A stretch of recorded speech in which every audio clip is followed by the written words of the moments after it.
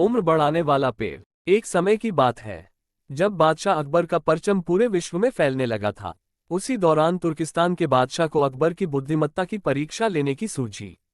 तुर्किस्तान के बादशाह ने अपने दूत को संदेश पत्र देकर कुछ सिपाहियों के साथ दिल्ली रवाना किया।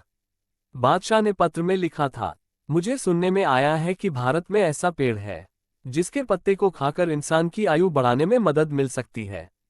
अगर यह बात सच है तो मेरे लिए उस पेड़ के कुछ पत्ते जरूर भेजें। जब अकबर ने उस पत्र को पढ़ा तो वह सोच में पड़ गए। इस चिंता से उबरने के लिए अकबर ने बीरबल का सहारा लिया। बीरबल की सलाह पर बादशाह अकबर ने तुर्किस्तान से आए सिपाहियों और दूत को कैद करने का आदेश दिया। सिपाही और दूत के कैदखाने में कई दिन बीत जाने के बाद अकबर और बीरबल एक दिन उनसे मिलने गए।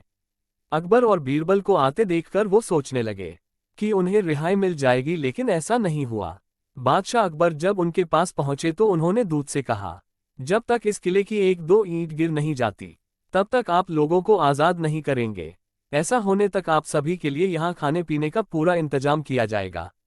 इतना कहकर बादशाह अकबर और बीरबल वहां से चले गए। उनके जाने के बाद दूत और सिपाही कैद से निकलने के लिए उपाय सोचने लगे। जब कोई रास्ता नजर नहीं आया तो भगवान से प्रार्थना करने लगे। जल्द ही उनकी प्रार्थना रंग लाए और कुछ दिनों बाद अचानक तेज भूकंप आया और भूकंप के कारण किले का एक भाग टूटकर गिर गया। ये घटना के बाद दूत ने अकबर के पास किले की दीवार गिरने की खबर भिजवाई। ये खबर सुनते ही बादशाह अकबर को अपना वादा याद आया और उन्होंने तुर्किस्तान के दूत व सिपाहियों को दरबार में प्रस्तुत होने का आदेश दिया। उनके दरबार में पहुंचते ही बादशाह अकबर बोले, अब तो आप सबको अपने बादशाह के द्वारा भेजे गए पत्र का उत्तर मिल गया होगा। अगर अब भी आपको समझ नहीं आया है तो मैं समझा देता हूं।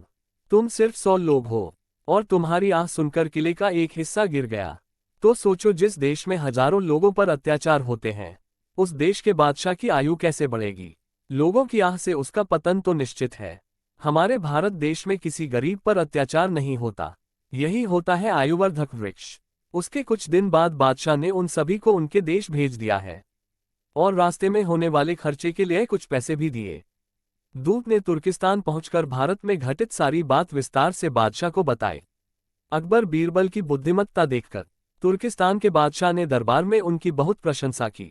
इस कहानी से यह सीख मिलती है कि सभी के साथ प्रेम से रहना चाहिए और कमजोर पर अत्याचार नहीं करना चाहिए।